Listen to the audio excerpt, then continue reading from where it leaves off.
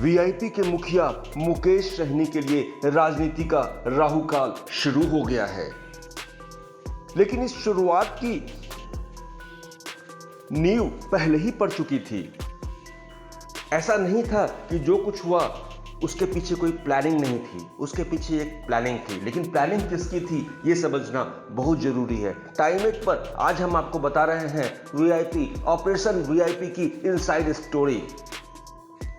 इस ऑपरेशन का सूत्रधार कौन था ये बताएंगे। इस ऑपरेशन के तहत किस रणनीति के साथ काम हुआ ये भी आपको बताएंगे। टाइम एट को भरोसेमंद सूत्रों के हवाले से मिली खबर के मुताबिक 5 दिन पहले ही इसकी पटकथा लिखी जा चुकी थी। बाकायदा सीएम हाउस में इसकी प्लानिंग हुई। नित्यानंद राय इसके सूत्रधार थे और तब मुकेश सहनी को अकेला करने की पटकथा को फाइनल रूप दिया गया, अमली जामा दिया गया।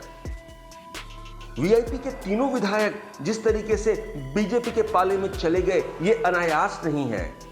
इसके पीछे एक ऑपरेशन है, इसके पीछे एक दिमाग है, इसके पीछे एक सोच थी।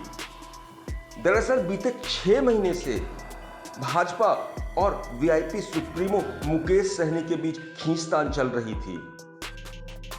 कल शाम ये खींचतान अपने फाइनल पड़ाव पर थी जब तीनों विधायकों के अचानक बीजेपी के पाले में मिलने की खबर आई। बिहार की राजनीति में एक बड़ा उलटफेर हो गया। होली से एक दिन पहले तीनों विधायकों को कैसे अपने पाले में लाना है इसकी स्क्रिप्ट सीएम हाउस में लिखी गई थी, ऐसा सूत्र बताते हैं।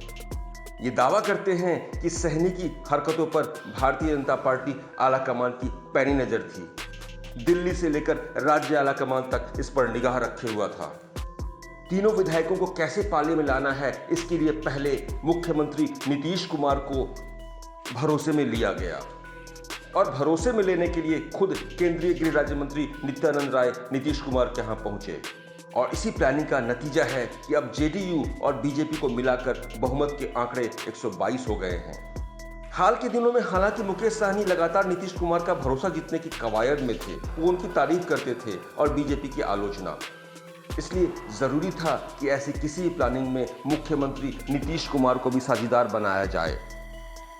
2020 के विधानसभा चुनाव में वीआईपी के 4 विधायक बने थे, जिनमें से एक बोचहां से मुसाफिर पासवान की लंबी बीमारी के बाद मौत हो गई।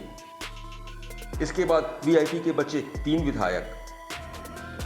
लेकिन जब बोचहां उपचुनाव को लेकर के वीआईपी और भाजपा के बीच तलवारें खिंच गई और खुद फ्रंट पर मुकेश सहनी उतर आए तो बीजेपी के सब्र का बांध टूट गया और तब ऑपरेशन वीआईपी को आखिरी रूप दे दिया गया। सूत्रों का दावा है कि नित्यानंद राय केंद्र का संदेश लेकर मुख्यमंत्री के पास गए, उन्हें ऑपरेशन वीआईपी की पूरी जानकारी दी और उसके ठीक बाद बुधवार को विधानसभा में वीआईपी के तीनों विधायक पहुंचे और भाजपा को समर्थन का ऐलान कर दिया। हैरानी की बात है कि मुकेश सहनी को इसका जरा भी अंदाज नहीं था। वो मुजफ्फरपुर में अपने कैंडिडेट के नॉमिनेशन के लिए गए हुए थे। रमई राम की बेटी गीता कुमारी को उन्होंने बोचहां उपचुनाव में उम्मीदवार बनाया है। जब तक वो मुजफ्फरपुर से पटना लौटते तब तक मुकेश सहनी का खेल खत्म हो चुका था। अब देखने की बात है कि आगे क्या होता है, क्योंकि अब मुकेश सहनी का मंत्री पद जाना भी तय है और ये भी कि जिस विधान परिषद की सदस्यता उन्हें मिली हुई है उसका भी कार्यकाल पूरा होना है। यानी वीआईपी सुप्रीमो ने जहां से सफर शुरू किया था वहीं पहुंच गए। 9 दिन चले 2.5 कोस। टाइम एट के लिए ब्यूरो रिपोर्ट।